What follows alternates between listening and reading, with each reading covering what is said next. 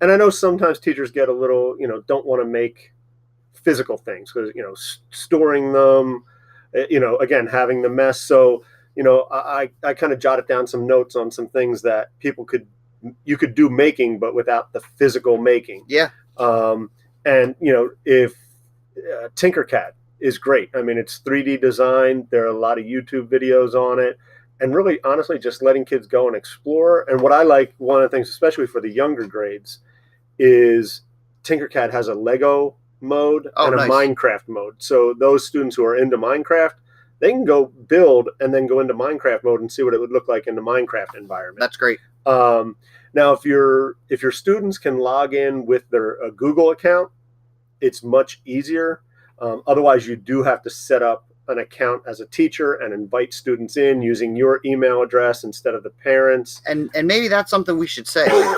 Having your students or having a school that's partnered with Google for Education, it makes passwords and logging into all these different sites that the kids should go to and can really benefit from. It makes it so much easier to just log in with Google. So little public service announcement out there.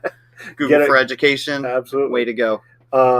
WeVideo, you can use it for free. I believe it's 2 5-minute downloads a month you can do.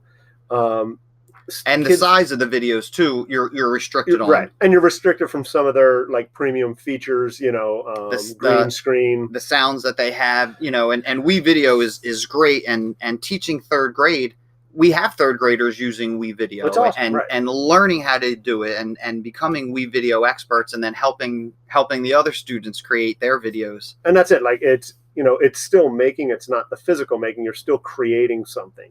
And what kid out there doesn't want to be like a YouTuber? So they're right in there doing that. One of the other things we have is I love, it's probably one of my favorite tools in Google, is Google Slides. It is like the Swiss Army knife of tools. Students can do stop motion animation with Google Slides. I've done that in class. Using the Control K feature, which links slides to other slides, or links, it could be words, pictures, could be shapes that they can use in Google Slides. All of those can be linked to other slides or to outside websites. So you can set up students to do a virtual tour of an area, a virtual museum, a virtual zoo, or you could even have them create their own ebook with little Easter eggs, so that when you click on a certain word, it takes you to a video or a website or links to a picture that's on another slide. And I'm going to be doing some screencasts to show how to do that.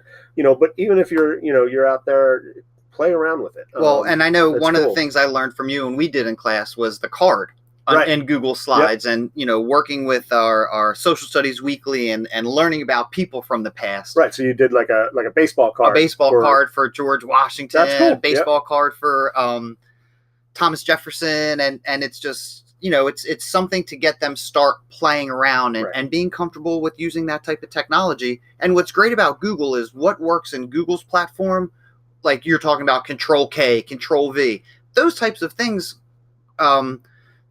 They're similar across different platforms. Right, exactly. So if you're comfortable using this type of technology, as you start to grow and become a learner, you're going to be comfortable learning or using more types of technology. You're going to be, if you're comfortable with doing something in Google, you're going to be comfortable doing something on the Microsoft platform. Yes. They're very similar. And besides Google Slides, I love Google Sites. Right. We have so many students that are we do the Genius Hour, we call it Spark. Right. And they're researching, whatever they're into. We have a little boy that's interested in previous wars. He's studying about the Vietnam War. And going to make a website on awesome. Just what he's learned. Right. We have students that are really into video games. Right.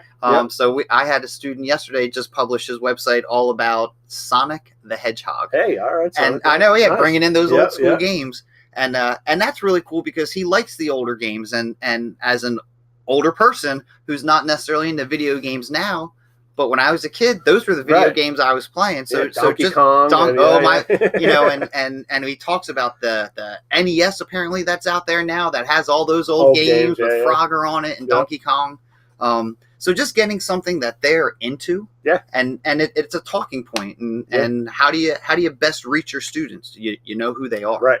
And that's it. Genius Hour, that, you know, or really, honestly, any kind of making, you're going to see who they are. Most definitely, because their personality really comes out. Right, right. I mean, there you could even, you know, somebody who's interested in that you could let them play around with Scratch from MIT. Yes. You know, create their own video game. You know, give something like that a shot.